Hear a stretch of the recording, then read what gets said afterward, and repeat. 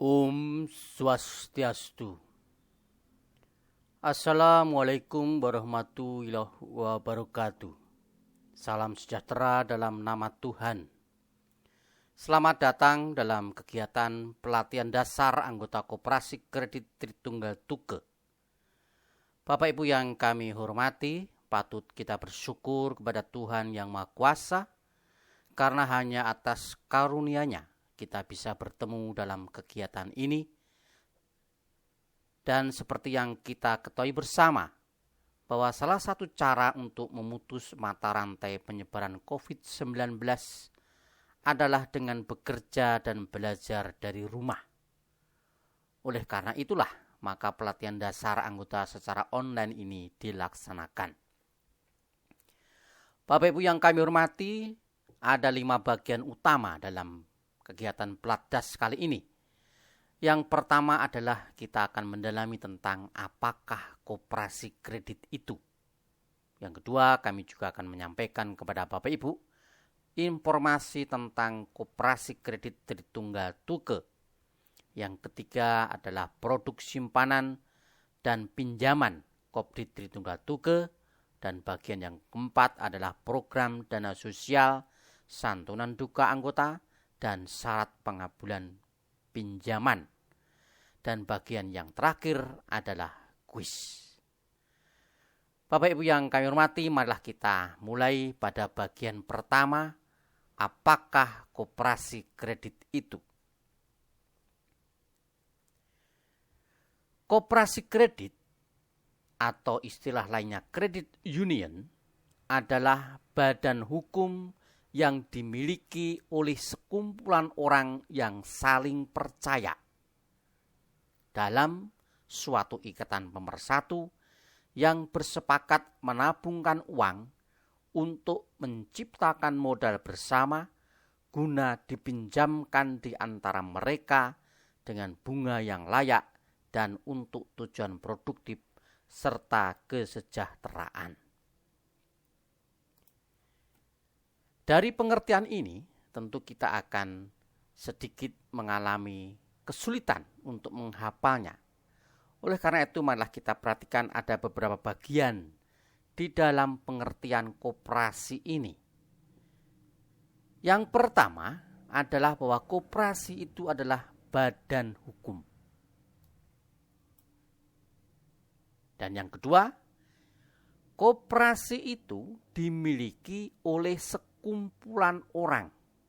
Dalam hal ini, sekumpulan ini harus memiliki rasa saling percaya. Dan yang ketiga, orang-orang yang tadi berkumpul itu diikat dalam sebuah ikatan pemersatu. Kemudian, para anggota koperasi itu, mereka yang berkumpul itu bersepakat untuk menciptakan modal bersama. Untuk apa Bapak Ibu? Untuk dipinjamkan di antara mereka dengan bunga yang layak dan untuk tujuan produktif. Ini yang perlu digarisbawahi, dan kesejahteraan. Jadi inilah pokok-pokok dari pengertian koperasi kredit. Ada 7 prinsip dalam sebuah koperasi kredit. Yang pertama adalah keanggotaan sukarela. Bapak Ibu, bahwa ketika seseorang ingin bergabung menjadi anggota koperasi, dia tidak boleh dipaksa. Dia menjadi anggota koperasi harus secara sukarela dan bebas. Artinya, sekali lagi, tidak boleh ada paksaan. Dan mereka yang kemudian menyatakan diri bergabung dalam koperasi tercatat dalam pembukuan koperasi.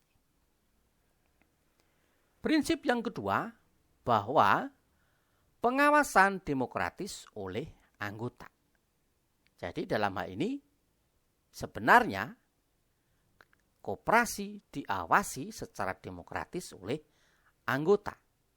Oleh karena itu, sebuah koperasi harus menyusun yang namanya RAPB, Rencana Anggaran Pendapatan dan Belanja. Dan setiap tahun anggota diajak untuk menghadiri yang namanya rapat yang disebut rapat anggota tahunan, di mana pada saat tersebut atau pada saat yang lain anggota aktif dalam memecahkan masalah-masalah yang dihadapi oleh koperasi. Prinsip yang ketiga adalah partisipasi ekonomi anggota. Perlu kita pahami bersama bahwa anggota koperasi itu adalah pemilik koperasi itu. Oleh karena itu, setiap anggota diharapkan berpartisipasi secara ekonomi. Bentuknya adalah dengan memberikan simpanan pokok, simpanan wajib, dan juga nanti simpanan sukarela. Yang keempat, prinsip yang keempat adalah otonomi dan kemandirian. Bahwa koperasi membuat perencanaan dan melaksanakan, mengutamakan pelayanan kepada anggota, diaudit oleh auditor independen, dan membuat perhitungan tentang likuiditas dan solvabilitas. Prinsip yang kelima dalam sebuah koperasi kredit adalah pendidikan, pelatihan, dan penerangan. Kegiatan penerangan dan penyuluhan itu merupakan salah satu bentuk dari prinsip yang kelima ini. Dan pada saat sekarang ini, kegiatan diklat bagi anggota adalah contoh dari wujud pendidikan dan pelatihan. Selain anggota, pegawai, pengurus, dan pengawas juga akan memperoleh pendidikan dan pelatihan guna meningkatkan mutu sumber daya manusia. Prinsip yang keenam, kerjasama antar koperasi. Bahwa koperasi harus bekerja sama baik secara vertikal maupun horizontal antar koperasi dalam suatu wilayah, baik itu lokal, regional, bahkan internasional. Dan prinsip yang ketujuh adalah kepedulian sosial. Dalam hal ini maksudnya bahwa koperasi harus taat dalam membayar pajak. Dan juga perlu kita pahami bahwa koperasi juga bisa menyerap tenaga kerja. Juga bisa berbentuk kerjasama koperasi dengan organisasi kemasyarakatan.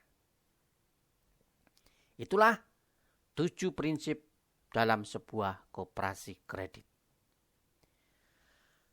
Lalu Bapak Ibu, kami juga akan menyampaikan kepada Bapak Ibu tentang pilar-pilar koperasi kredit. Ada 4 pilar.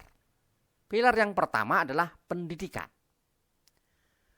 Bahwa koperasi kredit memberikan pendidikan kepada anggota untuk dapat mengelola keuangan.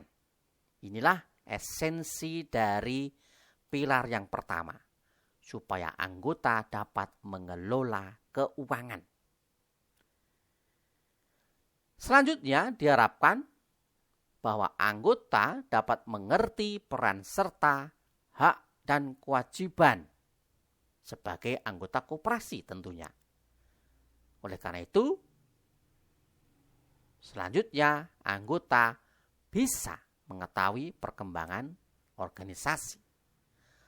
Moto dalam pendidikan ini adalah dimulai dengan pendidikan, berkembang melalui pendidikan, dikontrol oleh pendidikan, dan bergantung kepada pendidikan. Pilar yang kedua adalah swadaya. Bahwa koperasi tidak mendapatkan modal dari lembaga lain, melainkan menghimpun dananya melalui simpanan anggota dan hanya memberikan pinjaman kepada anggota yang berwatak baik. Falsafah dari pilar yang kedua ini adalah dari, oleh, dan untuk anggota. Pilar yang ketiga adalah solidaritas. Bahwa anggota harus memperhatikan kepentingan bersama. Ini perlu kita garis bawahi, kepentingan bersama. Inilah yang diutamakan. Bahwa oleh karena itu setiap anggota harus selalu ingat akan kewajibannya. Menyimpan atau menabung dengan teratur, bertanggung jawab membayar angsuran pinjamannya dengan tertib, agar anggota lain mendapat kesempatan memperoleh bantuan. Moto dari pilar yang ketiga ini adalah Anda susah saya bantu, saya susah Anda bantu. Pilar yang keempat adalah inovasi. Inovasi diperlukan sebagai jalan menuju kemajuan yang berkelanjutan untuk semakin memenuhi tuntutan zaman. Demikianlah Bapak Ibu bagian pertama dari pelatihan dasar kita ini. Kita akan lanjutkan pada bagian yang kedua.